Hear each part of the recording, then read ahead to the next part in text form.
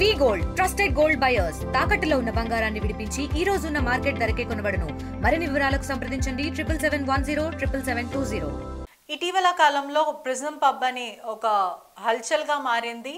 పూర్తిగా కూడా ఒక యాక్ట్రెస్ కల్పిక అన్న వ్యక్తి లోపలికి వెళ్ళడం, దాని తర్వాత మొత్తం మీద రెండు పార్టీస్కి గొడవ జరగడం, అది కాస్త సోషల్ మీడియాలో ఎక్కడం, పూర్తిగా కూడా రచ్చరచ్చ అయిన పరిస్థితి. పబ్ నిర్వాహకుల అరచకాలు అనేది కూడా ఒకటి తర్వాత ఒకటి బయటపడుతుంది.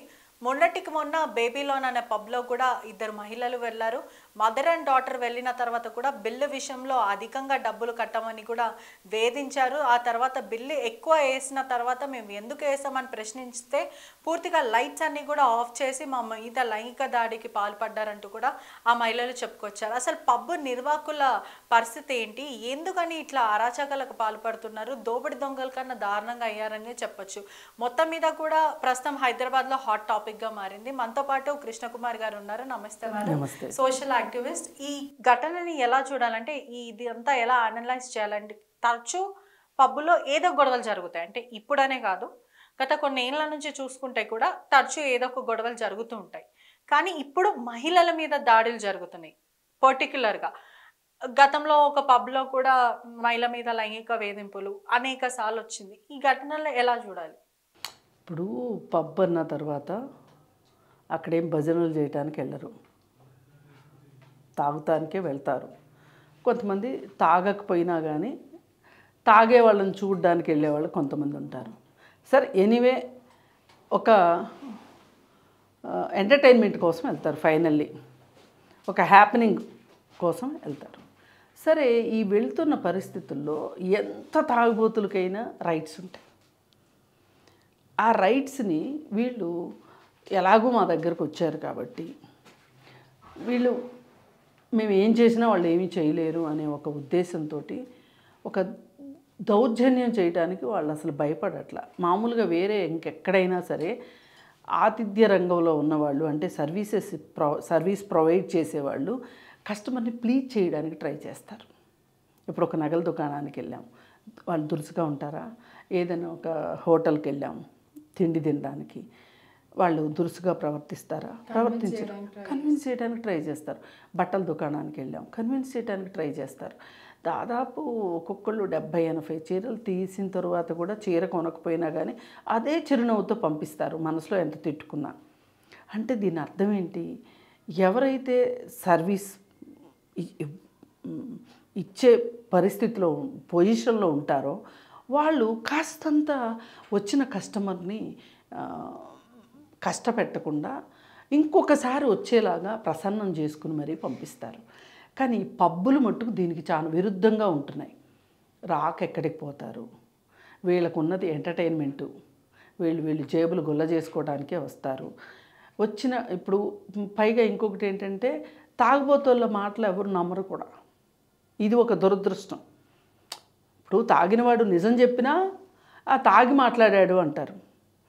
కంప్లైంట్ను కూడా అంత ఈజీగా తీసుకోరు. పైగా ఈ పబ్బులు వ్యాపారం చేసేవాళ్ళు అన్ని రకాల హంగుల్ని పెట్టుకుంటారు. రాజకీయ హంగుల్ని, పోలీసు అధికారుల్ని, అలాగే అవసరం అనుకుంటే వాళ్ళు ఒక ప్రైవేట్ సైన్యాన్ని కూడా పెట్టుకుంటారు. ప్రైవేట్ సైన్యం అంటే ఏంటి? ఈరోజు మనం చూసుకుంటే బాడీ గార్డ్స్, బౌన్సర్స్ వచ్చారు. ఇంతకుముందు బాడీ గార్డ్స్ అనేవాళ్ళు, ఇప్పుడు బౌన్సర్స్ వచ్చారు ఆ ప్లేస్లో. అసలు వాళ్ళని చూస్తేనే, వాళ్ళ ఆకారాలు చూస్తేనే మనకు భయం వేస్తుంది, వెళ్ళిన వాళ్ళకి భయం వేస్తుంది. అట్లుంటారు వాళ్ళ హావభావాలు కావచ్చు, వాళ్ళ డ్రెస్సింగ్ స్టైల్ కావచ్చు, వాళ్ళ బాడీ కానీ వీళ్ళు ఏమైనా అనాలి అనుకున్నా కానీ అనకుండా నోరు మూసుకుని వచ్చేస్తారు. ఈ మధ్యకాలంలో ఎక్కువగా వచ్చిన కంప్లైంట్లు ఏంటి అంటే, వీళ్ళు ఒక డ్రింక్ అడిగితే ఇంకొక డ్రింక్ ఇస్తున్నారని, తక్కువ రేటు అడిగితే కూడా ఎక్కువ రేటు తీస్తున్నారని, బిల్లులు వేస్తున్నారని, మళ్ళీ ఆ పబ్బుల్లో ఎవరో ఒక అమ్మాయి పరిచయం అవ్వడము, ఆ అమ్మాయిలు పబ్బులకి సంబంధించిన వాళ్ళే, వాళ్ళతోటి వీళ్ళు చేయడము, పైగా వీళ్ళు మితిమీరి ఏదైనా చేస్తే బ్లాక్మెయిల్ చేసి డబ్బులు తీసుకోవడము, ఇవన్నీ కూడా జరుగుతున్నట్లుగా వస్తున్నాయి.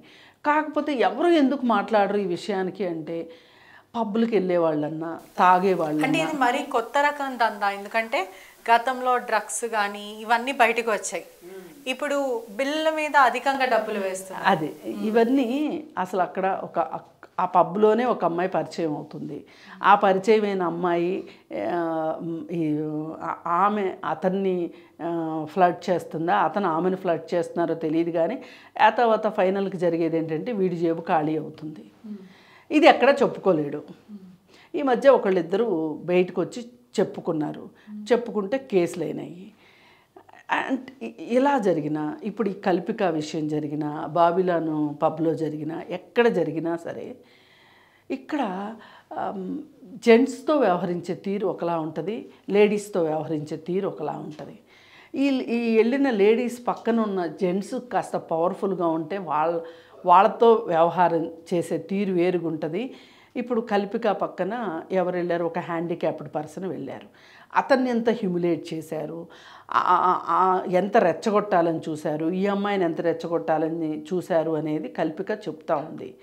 పైగా పదే పదే పదే పదే ఒకే రకమైన మాటను వాడి నీకు కావాల్సింది పబ్లిసిటీయే కదా, నీకు కావాల్సింది పబ్లిసిటీయే కదా అని ఆ అమ్మాయిని రెచ్చగొట్టి ప్రొవోక్ చేసి ఆ అమ్మాయి చివరికి అదే మాట అంటే ఈ రచ్చంతా ఇవాళ బయటకు వచ్చిన దానివల్ల వచ్చింది ఏంటి, జరిగింది ఏంటి అంటే ఒక రకంగా సమాజం కల్పిక వైపు లేదు. ఎందుకు ఉండదో కూడా చెప్తా నేను. సమాజం ఎంతసేపు మన సమాజంలో భారతదేశ సంస్కృతి ప్రకారం కావచ్చు, భారతదేశంలో ఉన్న మనుషుల మనస్తత్వాలను బట్టి కావచ్చు, ఆడవాళ్ళకి ఒక రకమైన శైలి ఉండాలనుకుంటారు. మగవాళ్ళు ఎలా ఉన్నా కానీ దాన్ని పట్టించుకొని శైలి. అందుకని ఏంటంటే కల్పికకి సొసైటీ వైపు నుంచి రావాల్సినంత మద్దతు అయితే మట్టుకు రాలా. ఒకటే కారణం, సొసైటీ రూల్స్ పెడుతోంది, చెప్పకుండా చెప్తుంది. మగవాళ్ళు ఎలా ఉన్నా పర్లేదు, ఆడవాళ్ళు అంటే ఈ సెట్ ఆఫ్ రూల్స్ కింద రూల్స్లో ఉండాలి. ఏదన్నా ఒక అత్యాచారం జరిగినప్పుడు వచ్చే మాటలు ఇవే కదా, వేసుకునే డ్రెస్సులు ఏంటి అనే మాట వచ్చేస్తుంది. ఆ పబ్బు ఓనర్ అయ్యి ఉండి అర్ధరాత్రి వరకు ఈ డ్రెస్ వేసుకొని పబ్లో ఉంటావా అని అడుగుతున్నాడు. ఆ వ్యక్తి పబ్బు నడుపుతున్నాడు. అదే చెప్తున్నా, డ్రెస్సుని బట్టి మనుషుల్ని క్యారెక్టర్ని డిసైడ్ చేసేటట్లు ఉంటారు. ఇప్పుడు మన నిర్భయ ఘటన జరిగినప్పుడు కూడా ఇదే మాట కదా వచ్చింది. రాత్రి 9 బాయ్ ఫ్రెండ్తో తిరిగే అమ్మాయికి క్యారెక్టర్ ఉంటుందని ఎవరు అనుకుంటారు? క్యారెక్టర్ లేని అమ్మాయిని అత్యాచారం చేస్తే తప్పేంటి? ఆ అమ్మాయికి క్యారెక్టర్ ఉందా లేదా అనేది నువ్వు కాదు చెప్పాల్సింది. ఆ క్యారెక్టర్ లేదు కాబట్టి నేను అత్యాచారం చేస్తాను అంటే కుదరదు. నో మీన్స్ నో అనే జ్ఞానం ఈ అడ్డగాడిదలకి లేదు చాలామందికి. సొసైటీ కూడా అలానే ఆలోచిస్తుంది. ఆ అమ్మాయి 9 రోడ్డు మీద ఎందుకుంది?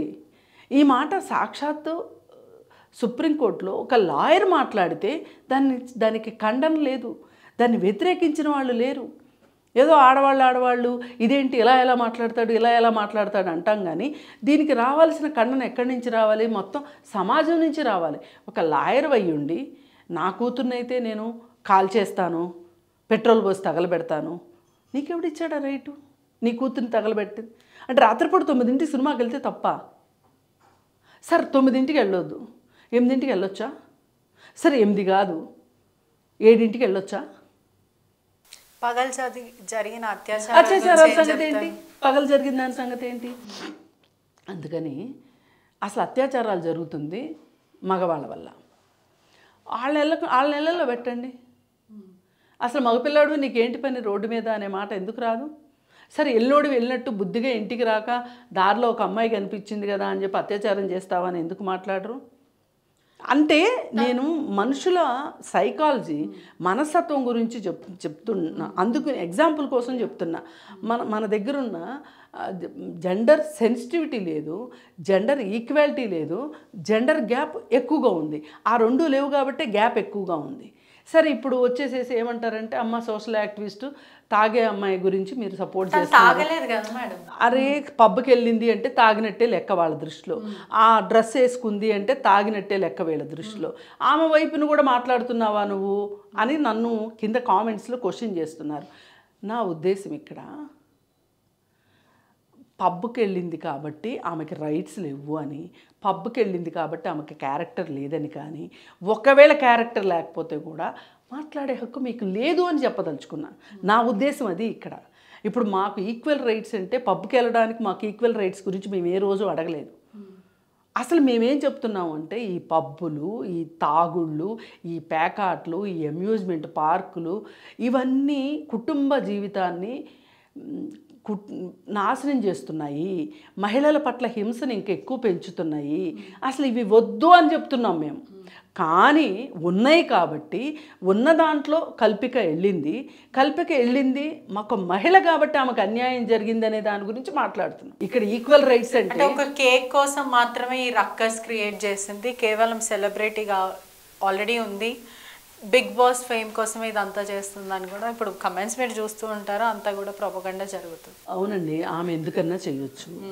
అసలు అంతసేపు మీరెందుకు ఎంటర్టైన్ చేశారు ఆవిడని? పోనీ ఆవిడది తప్పు అనుకుందాం. తెల్లారి పంపించేసి తెల్లారి పోలీస్ స్టేషన్కి రా అంటే సరిపోద్ది కదా. మీరెందుకు అంత ఎంటర్టైన్ చేశారు? అక్కడ ఉన్న పోలీసుల ఆ తీరు చూస్తుంటే కూడా వాళ్ళు ఎలా అయితే ఆ అమ్మాయిని హ్యాండిల్ చేసిన విధానం కూడా, యూజువల్లీ పోలీసులు ఏం చేస్తారు, పబ్ దగ్గర ఉన్నప్పుడు ఎక్కడైనా రక్కస్ గొడవ జరుగుతుంటే బోత్ ద పార్టీస్ని వెళ్ళిపోమంటారు. తెల్లారి కంప్లైంట్ ఫైల్, వాళ్ళు కంప్లైంట్ చేయడము, ఈ పార్టీ కంప్లైంట్ చేయడం, తెల్లారి 10 గంటలకో 11 o'clock పిలిచి అసలు ఏం జరిగిందని మాట్లాడతారు. కానీ ఆ టైంలో అమ్మాయి లెట్ మీ గో నన్ను వెళ్ళని అంటే కూడా వాళ్ళు వెళ్ళని ఇవ్వకుండా కార్ అంతా కూడా ఎన్కౌంటర్ చేసినట్టు మొత్తము పూర్తిగా ఒక 20 మంది వరకు పోగేస్తున్నారు. ఆ ఘటన ఎట్లా చూడాలి అంటే, ఒక అమ్మాయి అర్ధరాత్రి వేళ వాట్ ఎవర్ ఇట్ ఈస్, ఒక ఫిజికలీ హ్యాండిక్యాప్ ఫ్రెండ్ ఉన్నా కూడా అతను మాట్లాడలేని పరిస్థితి, మాట్లాడనివ్వట్లేదు. ఆల్రెడీ కల్పిక టేక్ ఫర్ నా స్టాండ్ నేనే తీసుకుంటా అని చెప్తున్నారు. ఆ అమ్మాయిని వెళ్ళనివ్వకుండా ఆపడానికి రీజన్ ఏమై ఉంటుంది? ఇప్పుడు ఒక అమ్మాయి ఎదిరిస్తుందా? ఈగో క్లాష్ వచ్చింది అక్కడ. ఒక అమ్మాయి కాదంటదా? ఇప్పుడు నేను పదే నిర్భయ ఘటన చెప్పేది ఎందుకు అంటే, నిర్భయ ఘటన మన సమాజంలో ఉన్న పురుషుల అందరు పురుషులు కాదు, పురుషుల యొక్క మనస్తత్వాన్ని చెప్తుంది. అందుకే నేను పదే నిర్భయ ఘటన గురించి చెప్తాను. ఆ రోజు వాళ్ళు అన్నింది ఏంటి, ఆమెను ఎందుకు అంత హింసించారు మీరు అంటే, ఆమె ఎదురు తిరిగింది అందుకని హింసించాం. మేము అత్యాచారం చేస్తుంటే ఆమె ఏమీ అనకుండా ఉంటే ఆమెను అంత హింసించేవాళ్ళం కాదు. పేగులు బయటికి తీసేంత హింస ఎందుకు చేశారు అంటే, ఆమె పెనుగులాడింది, మమ్మల్ని రక్కింది, మమ్మల్ని కొట్టింది, మమ్మల్ని బతిమిలాడుకోలేదు. అర్థమైందా మీకు ఇక్కడ? అంటే ఆమె ఏం జరిగినా నిస్సహాయంగా పడి ఉంటే మేము ఆమె పట్ల అంత హింసను చూపించి ఉండేవాళ్ళం కాదు, కేవలం అత్యాచారం చేసి వదిలేసేవాళ్ళం. ఇక్కడ వీళ్ళు కూడా పబ్లో ఈమె యాగీ చేస్తుందా, మమ్మల్ని ప్రశ్నిస్తుందా, ప్రశ్నించేదాన్ని వీళ్ళు తట్టుకోలేరు. ఇదే ప్రశ్న మగవాడు వేస్తే ఏం చేసేవాళ్ళు, బౌన్సర్లతో కొట్టేవాళ్ళు. కానీ అతని పొజిషన్ కనుక కొంచెం ఏ పొలిటీషియనో లేకపోతే ఒక పెద్ద ఇండస్ట్రియలిస్ట్ కొడుకో ఏదో గనక అయ్యుంటే గనక అతన్ని బతిమిలాడి అతన్ని కింద దాకా తీసుకొని వెళ్ళి కారు ఎక్కించి ఒక దండం పెట్టి పంపించుండేవాళ్ళు. అదే ఒక ఐటీ ఎంప్లాయీ ఒక సామాన్యుడు అయితే 4 తన్ని పంపించేవాళ్ళు. ఈ ఘటన ఆల్రెడీ ప్రిజంలో జరిగింది. అంటే అదే కొన్ని డిఎమ్స్ చూస్తుంటే కూడా ఈ ఘటన మేము ఆర్టీవీ టెలికాస్ట్ చేస్తున్న సమయంలో కూడా కొన్ని కమెంట్స్ వచ్చాయి, డిఎమ్స్ వచ్చాయి.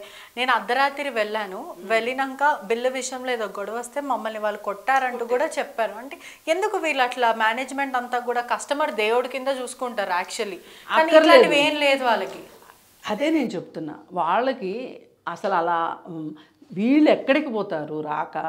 ప్రిజం పబ్కి ఇవాళ చాలా డబ్బులు ఉన్నవాళ్ళు, పెద్ద కోటీశ్వర్ల పిల్లలు 5 కోట్లు 6 కోట్లు కార్లు వేసుకొని గొప్పగా వస్తూ ఉంటారు. అంటే మాది ఒక అన్ని పబ్బుల్లోకి పేరున్న పబ్బు మాది, పెద్ద పబ్బు మాది. ఈ చిన్న చితక వాళ్ళు వస్తే ఎంత, రాకపోతే ఎంత. అసలు ఇలాంటి వాళ్ళు రాకపోతేనే మంచిది, వీళ్ళకి ఇలాంటి ట్రీట్మెంట్ ఇవ్వడమే కరెక్టు అనే ఉద్దేశంలో వాళ్ళు బాగా హెడ్ స్ట్రాంగ్ అయిపోయి ఉన్నారు. ఇవాళ పైగా ఈ ఘటన విషయంగా చూసుకుంటే ఈమె పబ్లిసిటీ కోసం చూస్తుంది అని అన్నారు కదా. ఆమె కూడా ఒక పాయింట్లో అవును నేను పబ్లిసిటీ కోసమే అని అన్నది కదా. కానీ వాళ్ళ పబ్లిసిటీ కల్పికకి నెగటివ్ పబ్లిసిటీ వస్తే వీళ్ళకి పాజిటివ్ పబ్లిసిటీ వచ్చింది. ఎంతమంది నోర్లలో నానింది ప్రిజం అని చాలామందికి తెలియదు సోషల్ మీడియాలో. ప్రిజం పబ్ ఈరోజు ప్రిజం పబ్ గురించి తెలుస్తుంది. వాళ్ళకి ఎక్కువ ఉపయోగపడింది, వాళ్ళు ఎక్కువ చేసుకున్నారు.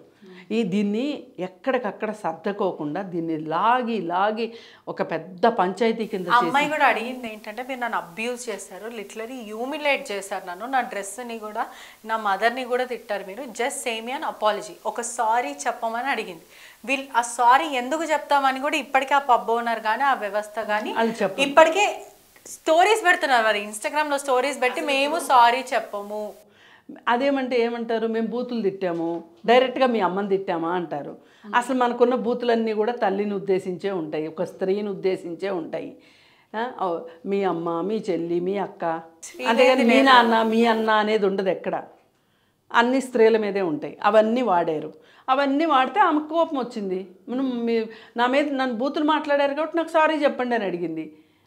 సరే, ఏది ఏమైనా ఇక్కడ మనము పబ్బుల యొక్క దౌర్జన్యాల గురించి ఖచ్చితంగా మాట్లాడుకోవాలి. ఇవాళ కల్పికానా లేకపోతే బాబిలాన పబ్బా ఇవన్నీ కూడా కాదు. ఇక్కడ చూసుకోవాల్సింది ఏంటి అంటే, మీరు చేసేదే వెధవ బిజినెస్. మీరు చేసేదే మనుషుల యొక్క మానసిక బలహీనతల్ని ఆసరాగా చేసుకుని దాని మీద మీరు రాబందులు పీనుగుల్ని పీక్కు తిన్నట్లు చేసే వ్యాపారం మీరు చేసేది. ఈ వ్యాపారంలో కనీసమైనా సరే ఒక యుద్ధాల్లో కూడా యుద్ధ నీతి ఉంటుంది, అట్లాగే వ్యాపారాల్లో వ్యాపార నీతి ఉంటుంది. ఆ బిజినెస్ ఎథిక్స్ మీరు ఫాలో కాలేదని అర్థమవుతుంది. దీనికి ఒకటే కారణం, వీటిల్లో రాజకీయ నాయకులకి వాటాలు ఉండటం, పోలీసులకి టైం టు టైము వాటాలు వెళ్ళడం, అలాగే అధికారులకు వాటాలు వెళ్ళడం, టైమింగ్స్. పోలీసులు ప్రవర్తించిన తీరు కూడా చాలా విచిత్రంగా అనిపిస్తుంది. అదే మరి మీరే నాకు స్పెషల్గా చెప్పక్కర్లా, పదే పోలీసుల గురించి. పోలీసులు అలాగే బిహేవ్ చేస్తారు. పోలీసులు కొమ్ము కాసేదే డబ్బులు ఉన్న వాళ్ళ పట్ల, బాధితుల పట్ల కాదు. బాధితుల్ని మరింత బాధించేలాగానే పోలీసులు వ్యవహరిస్తారు తప్పితే మామూలుగా వాళ్ళు ఎవరైతే బాధించారో వాళ్ళ మీద చర్యలు తీసుకోవడానికి వాళ్ళు సిద్ధంగా ఉండరు. ఇకపోతే అధికారులు ఈ టైమింగ్స్ పట్ల, రూల్స్ రెగ్యులేషన్స్ పట్ల వాళ్ళు ఏమీ మాట్లాడుకోకుండా కుక్కని పేనుల్లా పడి ఉండటానికి వాళ్ళ వాటాలు వాళ్ళకి వెళ్తాయి. ఇక ఫైనల్గా మీడియా పీపుల్కి కూడా వాళ్ళు వాటాలు ఇస్తారు. అందుకే చాలా మీడియాలో పబ్బులకు వ్యతిరేకంగా ఎక్కడ ఎప్పుడు వార్త రాదు, టైమింగ్స్ గురించి రాదు. ఇది ఘంటాపదంగా చెప్పొచ్చు. అందుకని ఈ 5 వ్యవస్థల్ని వాళ్ళు చేతిలో పెట్టుకొని వ్యాపారం చేసేటప్పుడు కస్టమర్లకి బుద్ధి ఉండాలి, జ్ఞానం ఉండాలి. అసలు ఇది మన జేబులు కొల్లగొట్టేది. కాకపోతే అక్కడికి వెళ్ళి జేబులు ఖాళీ చేసుకునే వాళ్ళ గురించి నేను బాధపడాల్సిన అవసరం లేదు. అక్కడ దాకా వెళ్ళారు అంటే చెమటోడ్చి కష్టపడేవాడెవడు అక్కడికి వెళ్ళడు. వెళ్ళే వాళ్ళంతా బ్లాక్ మనీ ఉన్న వాళ్ళు వెళ్తారు, బలిసిన వాళ్ళు వెళ్తారు. వాళ్ళ జేబులు గుల్ల అయితే మనదేం పోయింది. కాకపోతే అట్లాంటి వాటి చోట్ల ఎవరైనా ఒక బలహీనమైన వ్యక్తి వెళ్ళి, ఒక సాఫ్ట్వేర్ ఎంప్లాయీ ఇట్లాంటి వాళ్ళు వెళ్ళి వీళ్ళు బలైపోయిన సందర్భాలు ఉంటాయి. అలాంటి వాళ్ళ పట్ల మనం ఖచ్చితంగా సానుభూతి చూపించవలసిందే, సపోర్ట్ అవసరమైతే ఇవ్వవలసిందే. ఇప్పుడు ఈ కల్పిక విషయం కూడా చూసుకుంటే ఈమె పెద్ద సూపర్ డూపర్ హీరోయిను కాదు, ఓ పెద్ద బ్లాక్ మనీ ఉన్న ఆవిడ కాదు, లేదా ఓ పెద్ద స్మగ్లింగ్ బిజినెస్ చేసే ఆవిడ కాదు. అసలు జస్ట్ ఆర్టిస్టు. ఈమె అసలు అక్కడికి వెళ్ళకపోవడమే కరెక్టు. ఇప్పుడు అర్థమైంది కదా ఎవరికి ఎక్కడ ప్లేసు ఎలా ఉంటుంది, ఎలాంటి ట్రీట్మెంట్ ఉంటుంది అనేది ఇప్పుడు అర్థమైంది కదా. దీన్ని బట్టి జనాలు, మహానగరంలో మహాజనాలు అర్థం చేసుకోవాల్సింది ఏంటంటే, మనం ఎక్కడికి వెళ్ళొచ్చు, అసలు హాయిగా ఇంట్లో మ్యూజిక్ పెట్టుకొని మీరు తాగుతారో తందనాలు ఆడతారో, మీ ఇంట్లో మిమ్మల్ని ఎవ్వరు ఏమనరు. మరో విషయం మేడం, ఈ ఘటన కూడా ప్రిజం పబ్తోని నా పర్సనల్ ఎక్స్పీరియన్స్ చెప్తాను నేను. ఆర్టీవీ ఒక స్టోరీ చేయడానికి వెళ్ళింది. అంటే దీంట్లో కాల్పులు జరిగాయి, ప్రిజంలో కాల్పులు జరిగి ఒక పోలీస్ ఆఫీసర్కి ఇంకా మేనేజ్మెంట్కి ఒక ఇంటర్నేషనల్ క్రిమినల్ని పట్టుకున్నాడు. ఈ సమయంలో అక్కడ ఎవరు మీడియా కన్నా ముందు ఆర్టీవీ ఫస్ట్ ఎక్స్క్లూజివ్గా చూపించే ప్రయత్నం చేసింది. వెళ్ళిన తర్వాత అక్కడ రికార్డ్ చేస్తున్న సమయంలో యాజమాన్యం ఒకటేసారి మా మీదకి దాడికి వచ్చారు. ఎందుకని మీరు ఇక్కడ టెలికాస్ట్ చేస్తున్నారు అని అంటే, అది మా రెస్పాన్సిబిలిటీ, మా బాధ్యత. ఇక్కడ ఆల్మోస్ట్ ఒక మర్డర్ చేయడానికి ప్రయత్నించాడు, ఇంటర్నేషనల్ క్రిమినల్ దొరికాడు, మేము ఖచ్చితంగా ఇక్కడ రిపోర్ట్ చేస్తామంటే, మీరు ఇక్కడ రిపోర్ట్ చేయడానికి వీల్లేదు, నా వీక్లీ బిజినెస్ అంతా కూడా నువ్వు డౌన్ చేద్దాం అనుకున్నావా, కోట్లలో టర్న్ ఓవర్ ఉంటుంది నాది, నీ ఒక్కదాని వల్ల ఇంత జరగాలి, గెట్ అవుట్ అని చెప్పి నా లైట్ని కూడా ఆర్టీవీ కెమెరా లైట్ని కూడా పగలగొట్టాను. అంటే మీడియాని కూడా టాలరేట్ చేయకుండా మీడియా అయితే ఏంటి అని ఒక సుప్రీమసీలో బ్రతుకుతున్నారు వాళ్ళు. అవును, అసలు వాళ్ళ రేట్లు చూడండి, ఎందుకు అంత రేట్లు ఉంటున్నాయి? గవర్నమెంట్కి బోలెడు లైసెన్స్ కట్టాలి, అలాగే ఎవరి వాటాలు వాళ్ళకి ఇవ్వాలి. అందుకని అందరూ మాట్లాడకుండా ఊరుకుంటున్నారు, అందుకే హై రేటు. అక్కడ ఒక చిన్న నింబు పానీ గ్లాస్ ఇస్తే మినిమం 300 ఉంటుంది. 300 నింబు పానికి 300 ఎందుకు అవుతాయి అని అడిగారు అనుకోండి, అలాంటి అమాయకులు పొరపాటున వెళ్ళి అడిగాను అనుకోండి, ఈమె ఎక్కడ అండమాన్ దీవి నుంచి వచ్చిందా అన్నట్లు చూస్తారు. లెమనేడ్ అంటారు. అదే, అందుకని వాళ్ళ పని అది, వాళ్ళ దౌర్జన్యం తప్పితే వేరే ఏమీ లేదు. వాళ్ళకి తెలిసిందే దౌర్జన్యం అనే భాష. మనం ప్రజలకు అవేర్నెస్ ఇవ్వచ్చు. అందుకే నేను పదే పదే కల్పిక వైపు మాట్లాడటం కంటే కూడా, మాట్లాడుతున్నాను అనే దానికంటే కూడా ఈ సందర్భాన్ని నేను ఎలా ఉపయోగించాలని చూస్తున్నాను అంటే, ప్రజలకి అర్థం కావాలి ఈ చీకటి వ్యాపారాల వెనకమాల ఎవరెవరు ఉంటున్నారు, ఎవరెవరి వాటాలు ఎంత, ఎవరెవరు ఈ చీకటి దొంగలు ఏంటి అనేది తెలియజేయటం కోసమే నేను ఈ కల్పిక విషయం మాట్లాడుతున్నాను తప్పితే, ఇక్కడ ఏదో ఒక ఆకలితో అలమటించే ఒక పసిపాప పాల గురించో, లేకపోతే స్కూల్కి వెళ్ళే అవకాశం లేని ఒక చిన్న బాబు గురించో, లేకపోతే బాల్య వివాహం జరుగుతున్న ఒక పాప గురించో, అత్యాచారానికి గురైన ఒక మైనర్ బాలిక గురించో నేను పదే పదే మాట్లాడే మనిషిని ఈరోజు కల్పిక గురించి ఎందుకు మాట్లాడుతున్నాను అంటే, ఒకటే రీజన్, ఈ పబ్బులు వెనకమాల జరుగుతున్న దందా, గలీజ్ దందా ఏంటి అంటే, మీరే అమ్మాయిలను అక్కడ కూర్చోబెట్టి వచ్చిన వాళ్ళని ఆకర్షింపజేసి వాళ్ళు ఒళ్ళుపై తెలియకుండా తాగి వాళ్ళకి బిల్ ఎంత అయిందో కూడా తెలియకోకుండా వాళ్ళ కార్డులు తీసేసుకుని వాళ్ళ దగ్గర నుంచి పిన్ కోడ్లు తీసుకొని, మీరు పిన్నులు తీసుకొని మీకు కావాల్సినంత స్వైప్ చేసుకొని బిల్లులు వేసి, ఇలా జరగలేదా? ఇది సామాన్య ప్రజలకు తెలియచేయాలనేది నా ఉద్దేశం. వీళ్ళు ఎంత సామాన్యులు, ఒక రకంగా ఇందాక నేను చెప్పినట్టు శవాల్ని పీకుతునే రాబందుల కంటే హీనంగా ఉన్నారు అనేది కఠినమైన వాస్తవం. అందుకే ఇది సామాన్యులకి వెళ్ళే ప్లేస్ కాదు అని అందరికీ చెప్పదలుచుకున్నాయి. వాళ్ళ సొసైటీలో ఇలాంటి వాటికి వెళ్ళగలిగే డబ్బులున్న వాళ్ళు ఎవరున్నారు? 100 మంది జనాల్లో 2 3 ఉంటారు. వాళ్ళే వెళ్ళండి, ఎవరు పడితే వాళ్ళు వెళ్ళకండి. మీకు ₹1,00,000 జీతం వస్తుంది కదా, సాఫ్ట్వేర్లో ₹1,00,000 జీతం వస్తుంది కదా, నేను చక్కగా వారంలో 4 సార్లు పబ్కి 4 రకాల పబ్బులకి వెళ్తాను అంటే, నీ జీతం అంతా పబ్బులకే అయిపోతుంది. నువ్వు క్రెడిట్ కార్డుల ద్వారా అప్పులు చేసి నువ్వు ఒక అప్పులు ఊబిలోకి దిగిపోయే పరిస్థితిలో నువ్వు వెళ్తావు తప్పితే నీకు వచ్చే ఆనందం ఏదీ లేదు. అది ఒక పెద్ద ఎండమావి అని చెప్పదలుచుకున్నా.